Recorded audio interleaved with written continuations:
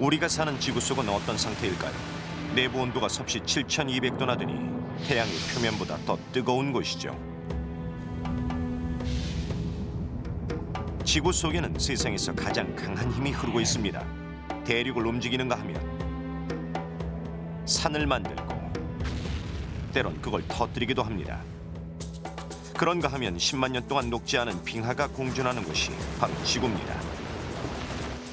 우린 과학사의 길이남을 발견을 통해 지구의 다양성과 역동성에 대해 알아가고 있습니다. 세상을 뒤흔든 100가지 위대한 발견.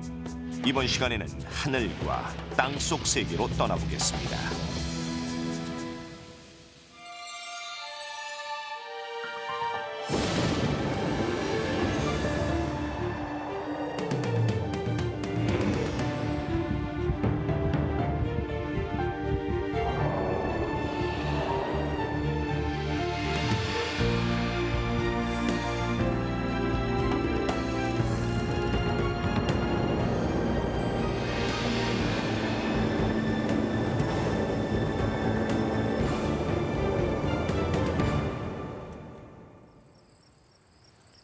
(1980년 3월) 워싱턴 DC에 있는 세인트 헬렌산에서 일련의 작은 지진이 감지됐습니다.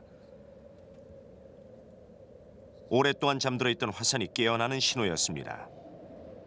그리고 5월 18일 산은 검은 연기를 토해냈습니다.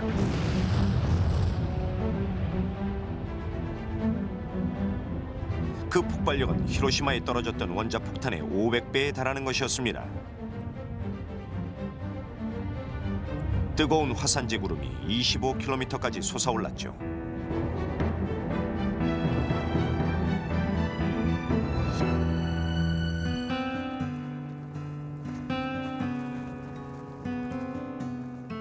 화산 분출로 580평방킬로미터의 숲이 사라졌습니다. 30만 채의 집을 지을 수 있는 600만 그루의 나무들이 잿더미가 됐고요. 이런 화산이나 지진은 이미 오래전부터 인명과 재산을 위협해왔습니다. 하지만 왜 그런 일이 일어나는지에 대해서는 아무도 알지 못했죠. 그러다 땅속 밑에서 어떠한 일이 벌어지고 있는지가 밝혀지면서 조금씩 원인을 알게 됩니다. 수백 년 동안 우리가 알고 있던 지구에 관한 상식은 발굴 작업을 통해 얻어진 것입니다. 그러다가 과학자들이 지진계라는 것을 사용하게 되면서 지구의 내부에 대해 조금 더 정확한 사실을 알게 됩니다. 땅 속에서 지진이 일어나게 되면 지진계가 땅이 흔들리는 속도나 강도를 측정하게 됩니다.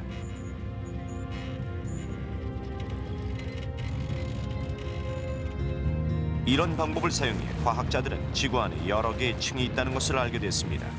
층이 달라질 때마다 밀도가 달라지죠.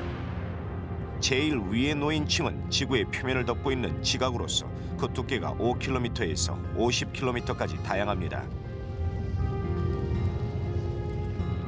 지각 밑에는 멘틀이라는 것이 놓여 있는데 깊이가 3000km가량 됩니다. 그런 다음 그 밑에 뭐가 있는지는 20세기에 들어서야 밝혀졌습니다. 1906년 영국의 지질학자인 리처드 올덤은 지진계를 분석하고 있었습니다. 그러다가 이상한 사실을 발견하게 됩니다.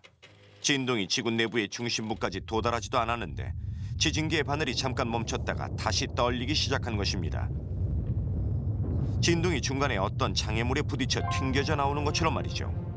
올덤은 그걸 보고 지구의 가장 깊숙한 안쪽에 뭔가 있다고 판단했습니다.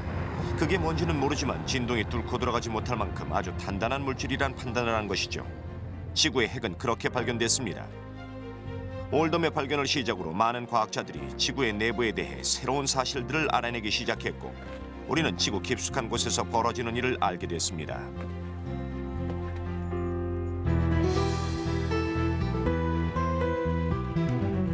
올덤의 발견 이후 많은 사람들은 지구의 핵이 하나의 균일한 덩어리라고 믿었습니다. 하지만 잉겔 레만이라는 지질학자는 조금 다르게 생각했죠. 그녀는 주로 그린란드에 머물면서 지진에서 발생되는 진동의 속도에 관해 연구하고 있었습니다. 1936년 당시 그녀는 몇 년 전에 발생한 지진의 진동에 대해 연구하고 있었습니다. 전 세계 지진 관측소에서 보내온 지진 관측 자료를 보면서 말이죠. 그런데 기록들을 서로 비교하는 과정에서 이상한 사실을 알게 됐습니다. 진동이 지구의 중심을 지나면서 그 속도가 달라지고 있다는 것입니다. 마치 다른 종류의 경기에 부딪힌 것처럼 말이죠. 그래서 그녀는 기존에 사람들이 믿고 있던 상식이 잘못됐다는 것을 깨달았습니다. 지구의 핵은 하나가 아니라 두 개였던 것입니다. 레만이 발견한 핵은 지구의 내핵이었습니다. 오늘날 정교한 지진 측정을 통해 내핵은 아주 단단한 금속임을 알게 됐습니다. 지표면에 가해지는 압력보다 300만 배 이상의 강한 압력이 지구 중심의 내핵에 작용하기 때문입니다. 올덤이 발견한 것은 지구의 외핵이었습니다. 외핵은 유동성인 철과 다른 원소들로 이루어져 있습니다. 외핵의 이런 구성물질들은 전류를 일으키고 이는 다시 자기장을 만들어서 우주에서 들어오는 유해한 방사능으로부터 지구를 지켜주고 있습니다. 올덤과 레만이 발견한 외핵과 내핵을 합치면 지름이 6,500km인 공과 같습니다. 화성보다 약간 더 큰 편이죠. 내핵의 중심 온도는 태양의 표면보다 1,100도나 더 높은 섭씨 7,200도나 된다고 합니다.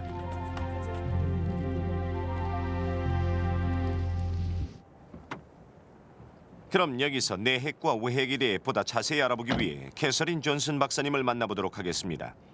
당시 존슨 박사는 캘리포니아 남부의 광산 지역에 나가 현장 연구를 하고 있었습니다. 왜 그렇게 지구가 뜨거웠을까요? 지구가 뜨거웠던 이유는 지구가 만들어지는 과정에 원인이 있어요. 지구는 우주에 떠돌던 행성체들이 서로 끌어당기거나 충돌하면서 생겼거든요.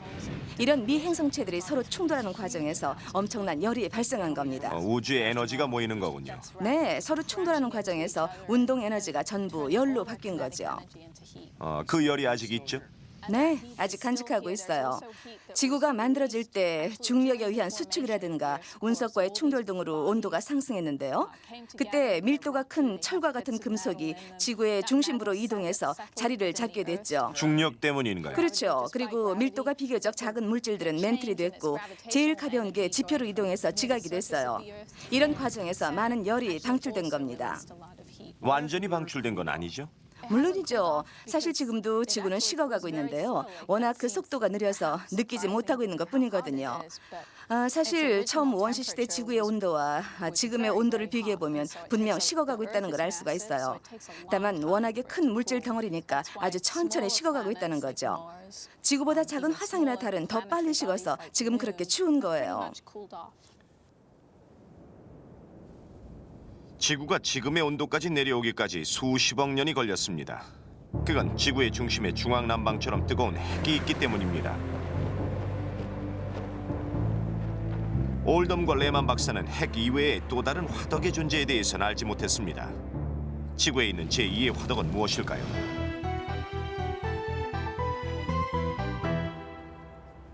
(1911년) 독일. 책을 훑어보고 있던 기상학자 알프레드 베게너는 뭔가를 발견했습니다.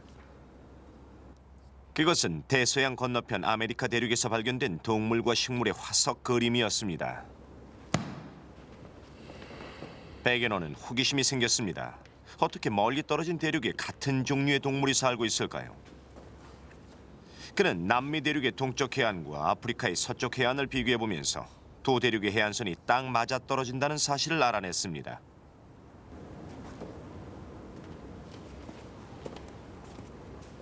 자료를 찾아볼수록 더 많은 사실이 드러났습니다. 동아프리카에 사는 육지 포유류가 마다가스카르의 섬에 살고 있었죠. 어떻게 그런 일이 일어났을까요? 동시에 다른 곳에서 같은 진화가 일어났던 걸까요? 조용히 해요. 그게 아니라면 동물들이 수백 킬로미터가 넘는 인도양을 헤엄쳐서 건너갔던 말일까요? 갑자기 모든 것이 명확해졌습니다. 세상의 모든 대륙들이 처음에는 하나의 거대한 땅덩어리였다는 것을 깨달은 것입니다. 그는 그 원시 대륙을 판게아라고 불렀습니다. 그리스어로 모든 땅덩어리란 뜻이죠. 멀리 떨어진 대륙에 사는 같은 종류의 동물들은 한때 판게아라는 하나의 땅 위에서 살던 것들이었습니다. 그러다가 수억 년 전 하나의 땅덩어리가 조각난 퍼즐처럼 갈라지면서 천천히 떠가다가 지금의 위치에 자리를 잡은 것입니다. 베게너는 이것을 대륙 이동설이라고 불렀습니다. 세상이 원래 하나의 거대한 땅덩어리였다는 생각을 한 사람은 베게너가 처음은 아닙니다. 하지만 이를 입증할 증거를 모아 설득력 있는 이론으로 내놓은 것은 베게너가 처음이었죠. 하지만 불행하게도 그의 동료들은 대륙 이동설에 회의적이었습니다. 대륙이 바다를 떠다닌다는 것을 설명할 방법이 없었던 것입니다. 대륙이 배처럼 떠다닌다니 믿을 수 없었던 거죠. 결국 그의 이론은 빛을 보지 못하고 사장됐습니다. 조용히 해요. 아님 나가든가.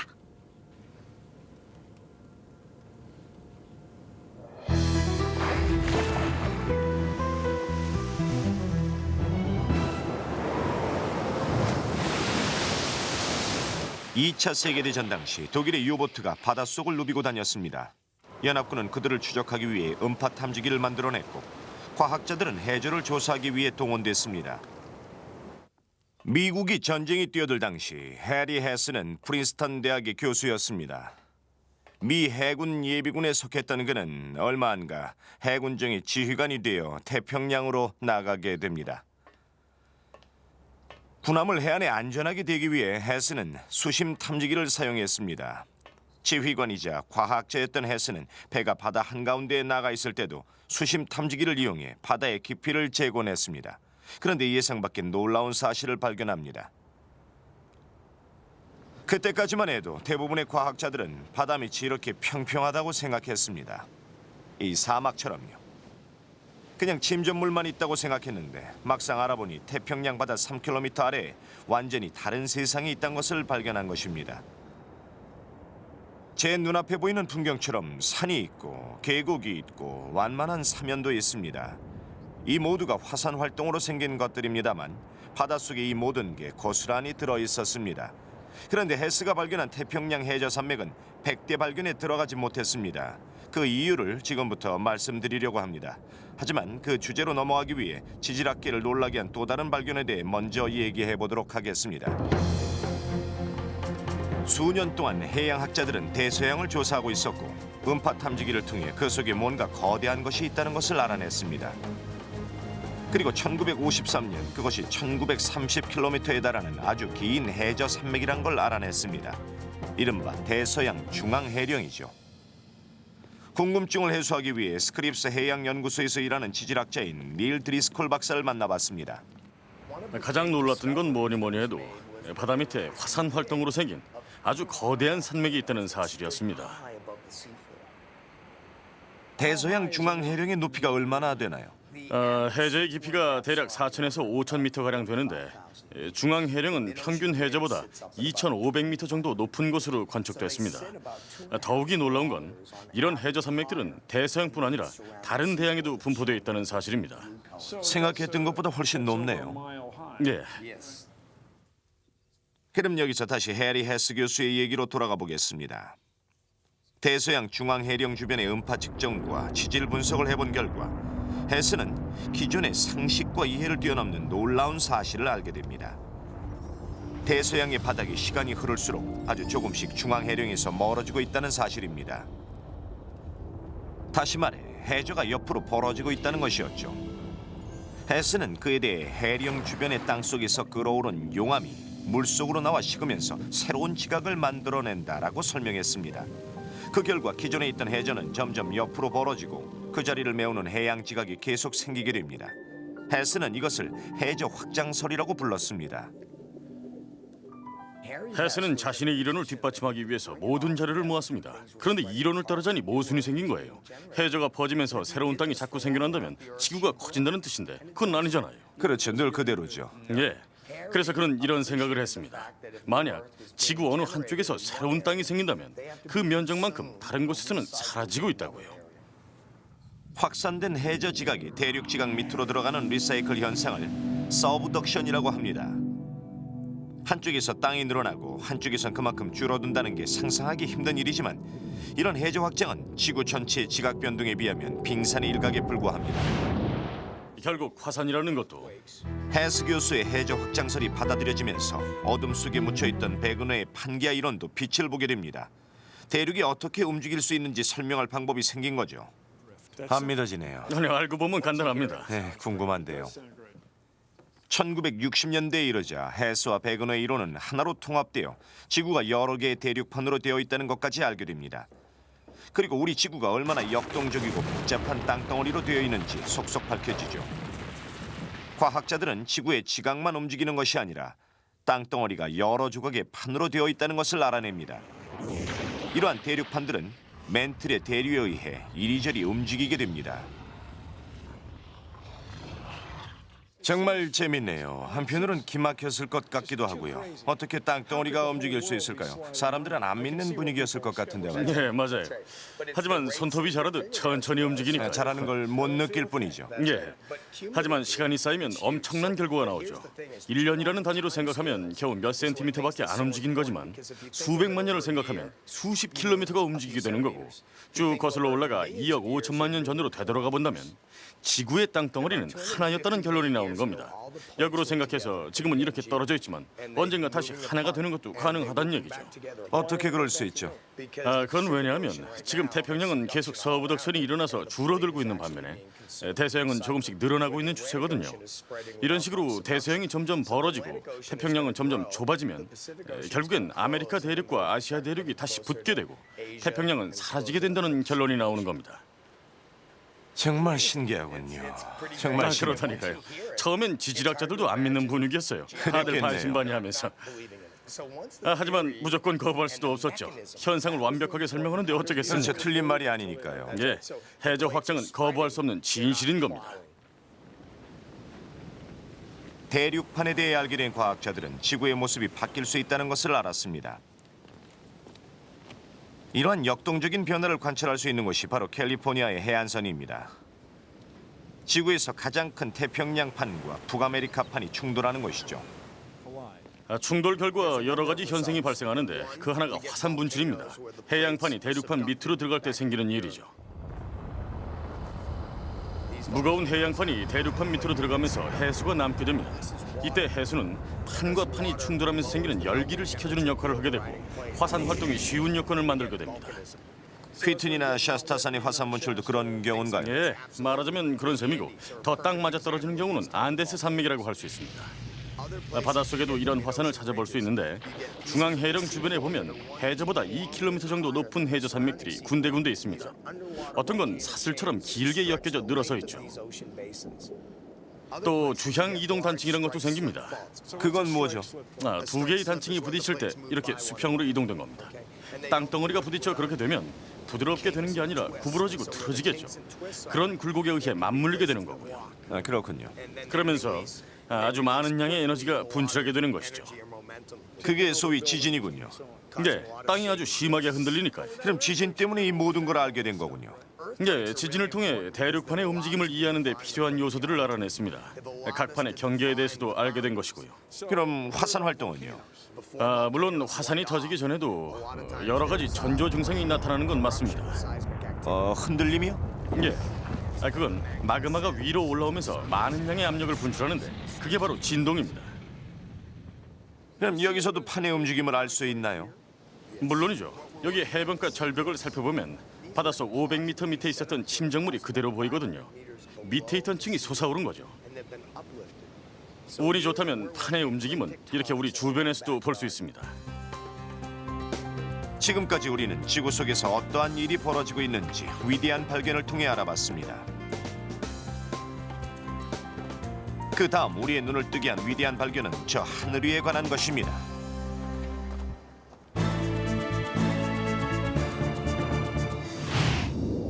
손가락 하나만 까딱해도 모든 것이 해결될 만큼 과학이 발달한 지금 일기예보는 그리 힘든 일이 아닐 듯합니다. 하지만 지구의 날씨가 워낙 복잡하고 변덕스러워서 2주 이상의 날씨를 정확히 예측한다는 건 불가능하다고 합니다.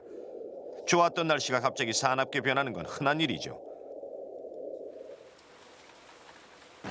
내리치는 번개는 원자폭탄 하나보다 훨씬 더 파괴력이 강하다고 합니다.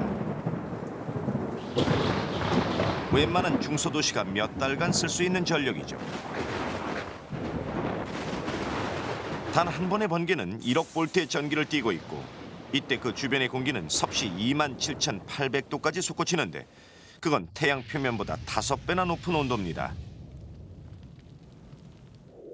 하지만 1890년대 후반까지 일기예보는 말할 것도 없고 하늘에 대해 알려진 바가 거의 없었습니다.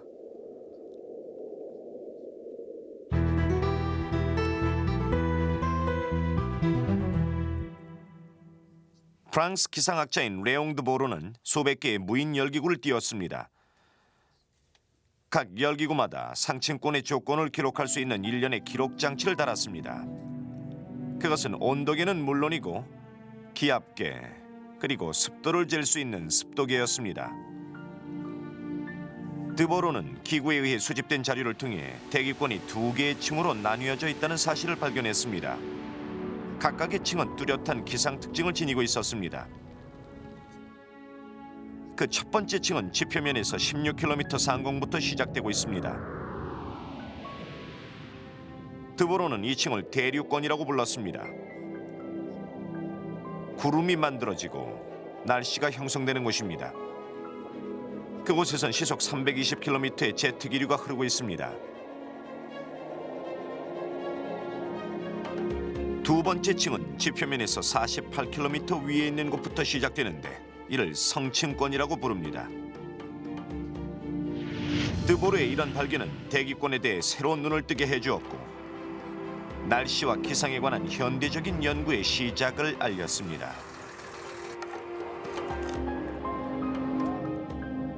지금 지구 둘레에는 17개의 국제 기상위성이 돌고 있습니다. 뿐만 아니라 매일 1000여 개의 관측기구가 움직이고 있고 만여 개의 기상 관측소가 모든 대륙의 날씨 상황을 관찰하고 있습니다.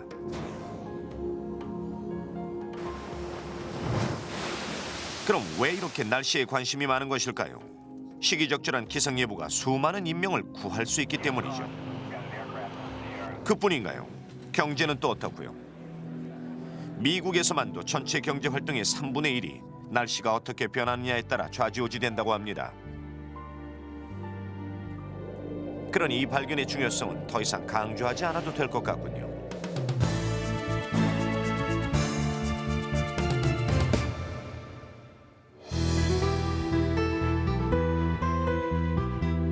(20세기) 초반 과학자들은 출처를 알 수 없는 복사선 때문에 중요한 실험을 망치곤 냈습니다.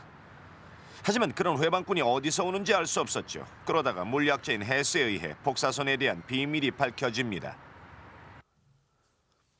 헤스는 복사선이 하늘에서 온다고 믿었고 다양한 측정기구를 탑재한 열기구를 띄워 조사를 계속했습니다. 특히 방사능의 하전량을 측정하는 검정기를 활용했습니다. 그러던 중 태양의 계기일식과 실험 측정이 겹쳤습니다. 그런데 태양이 사라졌는데도 방사능의 양이 똑같았던 겁니다. 다시 말해 복사선이 태양에서 오는 것이 아니라는 것을 알게 된 거죠. 그건 먼 우주에서 오는 것이었습니다. 헤스의 통찰력이 우주의 복사선을 발견한 것입니다. 전기를 띤 원자들과 양성자들로 이루어진 강력한 복사선이 우주를 가로질러 지구의 대기권을 뚫고 들어오는 것이었습니다. 그건 아주 위험한 것이기도 합니다. 유전자 변형이나 암을 일으킬 수 있으니까요. 아주 작은 양의 복사선만으로도 한 해 1억 명이 넘는 사람들이 암으로 사망하고 있습니다.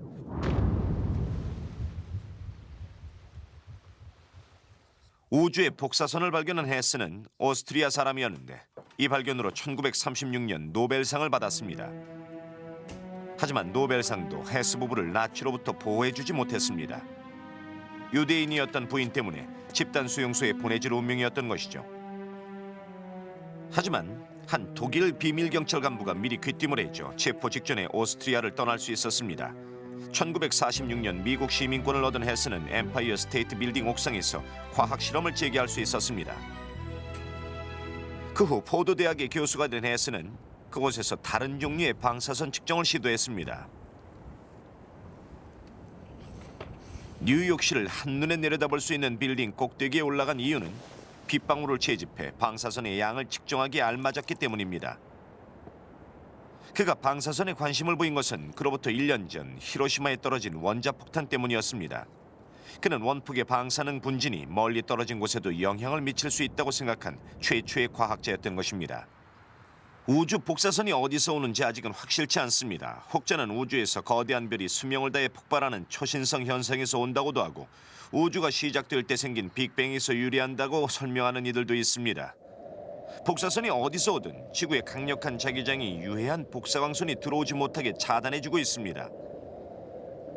그런데 이런 원초적인 보호막이 계속 교란되고 있다는 증거가 속속 발견되고 있습니다.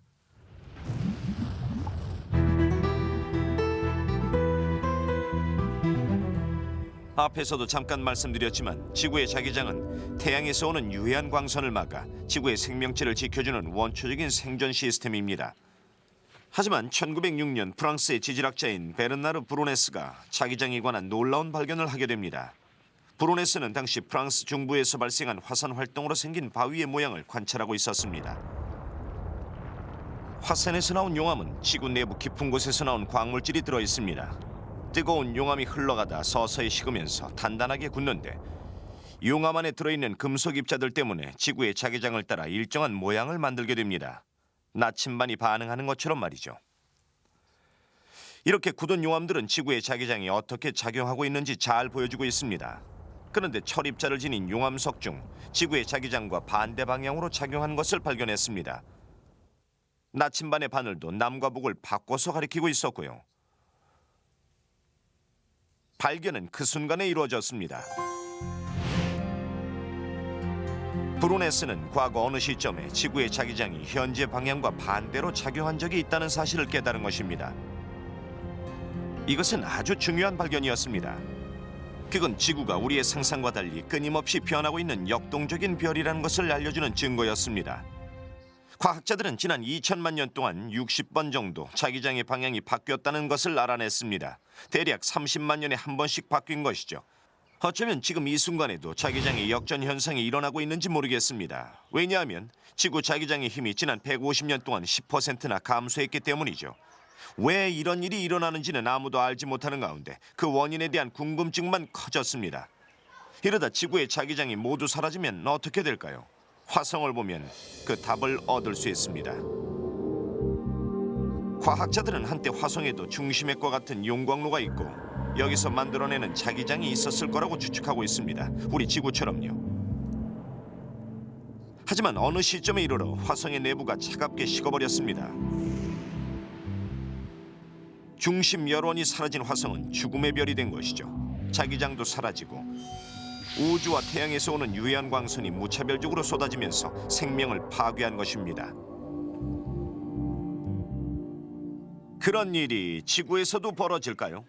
지구의 핵은 그 크기가 엄청나게 커서 앞으로 수억 년 동안은 식지 않을 것이라고 합니다. 하지만 지구의 자기장이 거꾸로 되고 0이 되어버린다면 어떻게 될까요? 너무 걱정하지 마십시오. 앞으로 1000년 안에 그런 일이 생긴다 해도 대비책이 나오겠죠. 과학자들이 우주 복사선의 양을 측정하고 생명체에 미치는 영향을 알아낼 수 있을 겁니다.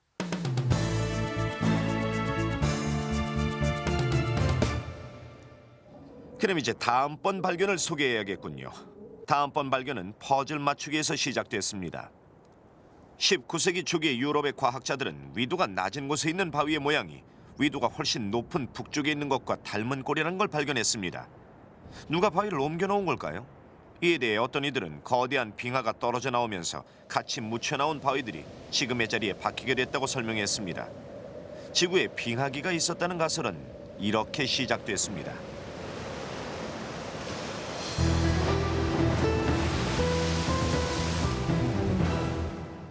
무엇이 지구를 꽁꽁 얼어붙게 했을까요? 제1차 세계대전이 일어나기 전까지는 아무도 그 원인을 몰랐습니다. 그러던 중 밀란코비치라는 유고슬라비아의 한 과학자가 이론을 내놨습니다. 그리고 그 즈음 지구의 공전 궤도가 아주 미세하게 변하고 있다는 걸 수학적인 계산으로 입증할 수 있었습니다. 천문학자들은 지구와 태양 사이의 거리를 계산했고 공전 궤도의 모양이 10만 년마다 변한다는 걸 알아냈습니다. 그리고 4만 년마다 지축의 각도가 조금씩 기울어진다는 것도 알게 된 것입니다. 이것은 지구에 도달하는 태양 에너지에 영향을 주게 됩니다. 밀란코비치는 연구를 계속했고 마침내 공전 궤도의 변화에 따라 지구의 온도가 어떻게 달라져 왔는지 아주 정확하게 계산해낼 수 있었습니다. 지구의 공전 궤도가 아주 미미하게 달라지는 것만으로도 날씨는 달라졌고 여름은 서늘하고 겨울은 더 추워진 것입니다. 이런 기후변화는 해가 거듭되고 한 세기가 지나면서 도미노 효과를 가져와 더 많은 빙하가 생기게 됐습니다. 그러다 그 궤도가 다시 역으로 변하게 되면서 빙하가 녹기 시작했습니다. 밀란코비치는 이렇게 빙하기가 형성되고 녹는 과정을 과학적으로 설명할 수 있었습니다. 오늘날 밀란코비치의 이론은 널리 받아들여지고 있습니다. 지구는 지난 수백만 년 동안 17번의 빙하기를 겪었고 그동안 전체 면적의 3분의 1이 얼음으로 덮여 있었습니다. 수십만 년에 한 번씩 빙하기가 반복된다는 사실에 두려움과 안도감이 동시에 느껴집니다. 하지만 앞으로 100년 안에 빙하기보다 더 심각한 또 다른 종류의 재난이 닥칠지 모른다면, 그리고 그 징후가 지금 세계 곳곳에서 나타나고 있다면 어떨까요?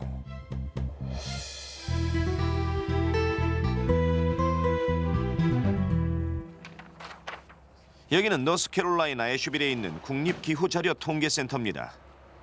전 세계에서 기록된 날씨 통계가 이곳에 보관되고 있는데 오래된 것은 1700년대까지 거슬러 올라갑니다. 그런데 지난 100년 동안의 날씨를 걱정스러운 눈으로 바라보는 사람이 있습니다. 국립기후자료 통계센터의 칼 소장입니다. 칼 소장이 걱정하는 것은 지난 1세기 동안 지표면의 온도가 섭씨 0.5도 이상 상승했기 때문입니다. 0.5도라고 하면 대수롭지 않게 들릴지 모르지만 그 기간에 비하면 0.5도는 매우 가파른 기온 상승이라고 합니다. 이런 추세가 계속된다면 온난화는 아주 심각합니다. 현재 지구가 당면한 최대 문제죠. 지구온난화 현상은 우리에겐 없어서는 안 될 석유 원료의 연소와 밀접한 관련이 있습니다. 이산화탄소와 다른 가스들은 대기권 안에서 자연스럽게 발생하기 때문에 과학자들이 공장과 자동차에서 나오는 이산화탄소를 기후변화의 주범으로 여기고 있습니다. 이에 대해 미국의 지구화학자인 데이비드 길링이 대기 중에 녹아있는 이산화탄소의 양을 측정해 보았습니다. 1958년 길링은 하와이에 있는 마우나산 정상의 공기를 측정했습니다. 고도가 3,000m 정도 되는 지역이었죠. 오염이 덜 된 곳을 골라서 공기 샘플을 채취한 것입니다. 길링은 플라스크 안에 공기를 넣고 분석기로 이산화탄소의 농도를 쟀습니다. 그 결과는 놀라운 것이었습니다. 공기 중에 이산화탄소 농도가 1년마다 33억 톤의 비율로 증가하고 있었던 것입니다. 그것은 아무도 예상치 못했던 엄청난 숫자였습니다. 그 일을 계기로 온 세상이 지구온난화와 이산화탄소의 관계에 대해 촉각을 곤두세웠습니다. 그럼 여기서 통계치를 한번 살펴볼까요? 현재도 공기 안에 있는 이산화탄소의 농도는 계속 올라가고 있습니다. 얼마나 많이 올라가느냐 하면 산업화되기 이전보다 30% 이상 높아졌다고 합니다. 지구온난화로 기후가 얼마나 변했는지 한눈에 확인할 수 있는 곳이 있습니다. 사진에 보이는 곳은 워싱턴주에 있는 사우스 캐스케이드 빙하인데 매년 조금씩 녹고 있는 것을 확인할 수 있습니다. 이것은 1928년 빙하의 모습이고 1975년 그리고 2003년의 빙하의 모습입니다. 조사한 자료를 바탕으로 사라진 빙하의 양을 계산해보니 지난 70년간 1.9km의 면적이 없어진 것입니다. 이것을 현재 빙하 두께를 기준으로 환산해보면 22m 높이의 물에 해당한다고 합니다. 현재도 빙하는 계속 녹고 있습니다. 16만 개의 빙산을 대상으로 이뤄진 조사에 따르면 얼음의 양이 최근 급속한 속도로 줄고 있다고 합니다.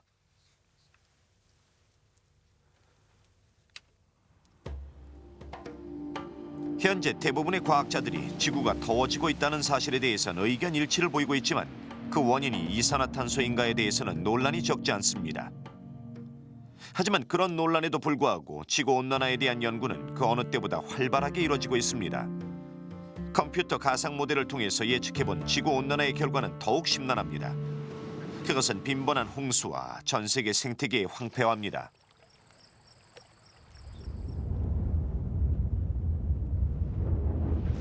화산을 연구하는 학자들은 1980년 세인트 헬렌산이 터지면서 1,000만 톤에 달하는 이산화탄소가 뿜어져 나왔다고 합니다. 얼핏 들으면 엄청난 양일 것 같지만 매년 사람들이 석유를 태우면서 뿜어내는 260억 톤에 비하면 세 발의 피라고 할까요? 세인트 헬렌산과 같은 크기의 화산 7개가 1년 내내 하루도 빠짐없이 뿜어내는 이산화탄소의 양을 우리 인간들은 매년 만들어내고 있는 겁니다.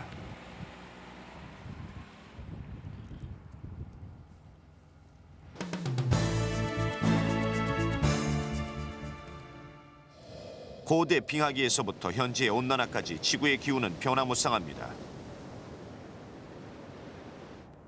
그런데 이 모든 변화가 어떤 상관관계를 지니고 있는 것은 아닐까요?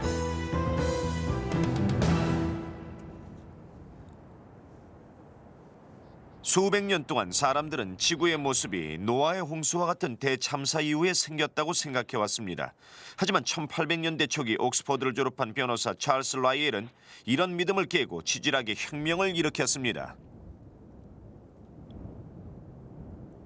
라이엘은 수년 동안 전 세계를 돌며 암석과 화석에 대해 연구를 했습니다.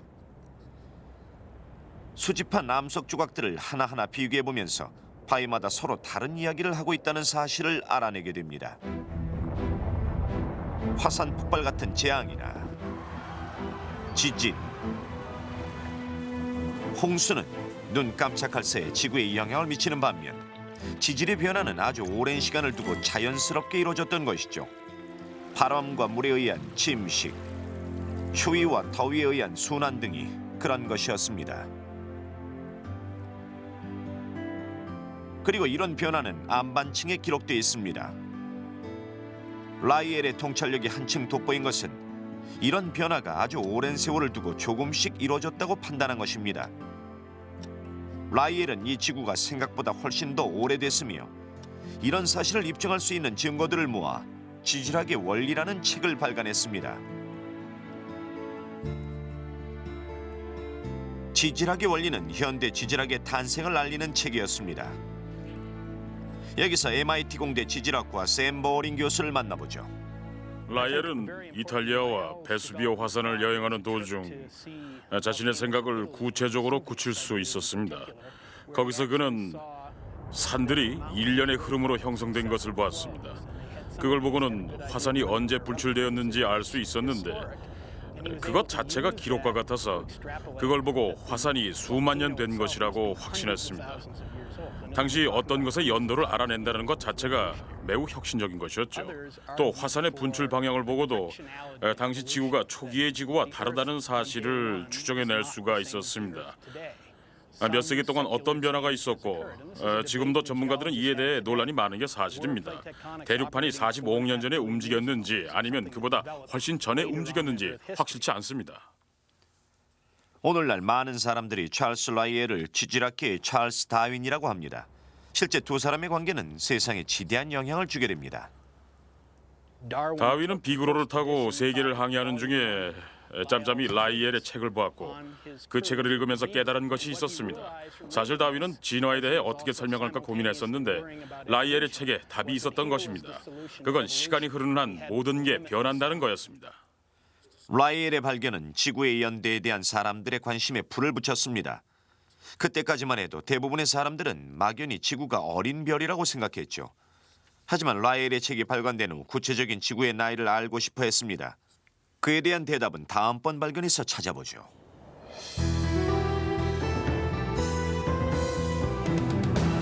지구의 나이는 과연 몇 살일까요? 이에 대한 답은 1907년 지질과 광석을 연구하던 미국의 화학자 버트람 볼트우드에 의해 밝혀졌습니다.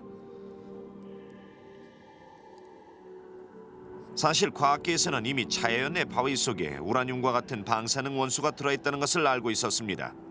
이런 원소는 시간이 흐름에 따라 일정한 속도로 붕괴한다는 사실도 알고 있었죠.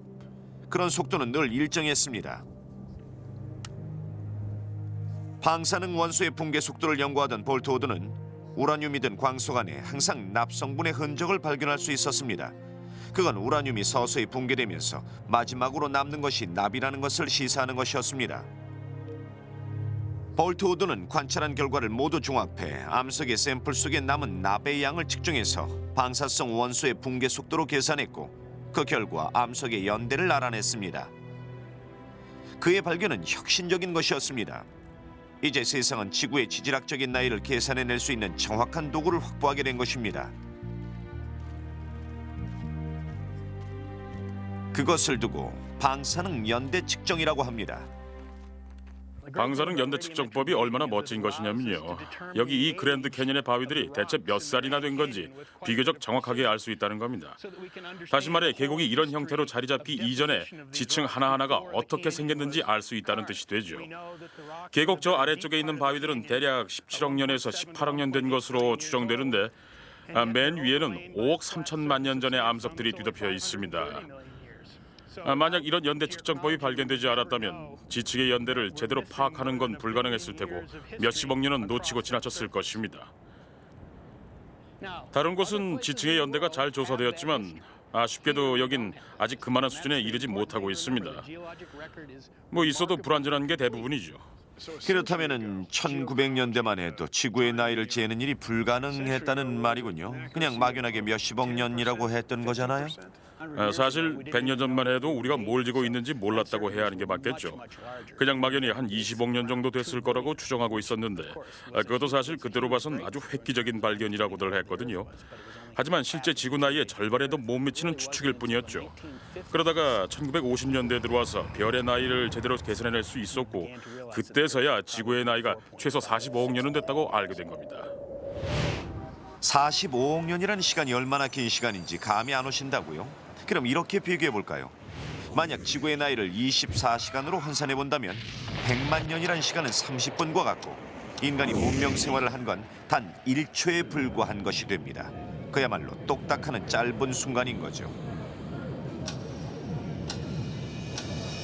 연대 측정의 중요성은 뭘까요? 우리가 진화의 역사를 훑어보게 되면 지금까지 5차례의 대량 멸종이 일어났던 것을 알 수 있습니다. 그중에 가장 대표적인 것이 2억 5,100만 년 전에 일어난 대멸종인데 이때 해양 생물의 90%가량이 사라졌습니다. 그 후 백악기 말기엔 공룡이 모두 사라졌고요. 그렇다면 이런 대량 멸종이 그냥 엄청난 재앙이었다고 치부하고 넘어갈 일이 아니란 거죠. 오랜 지구 역사로 볼 때 이런 대량 멸종은 진화 과정에 속하는 것일지도 모릅니다. 물론 오랜 시간이 걸리는 일반 진화와 전혀 다른 모습이었을 뿐이란 거죠. 이런 대량 멸종에 대한 원인으로는 대규모 화산 발생과 소행성 충돌을 꼽고 있습니다.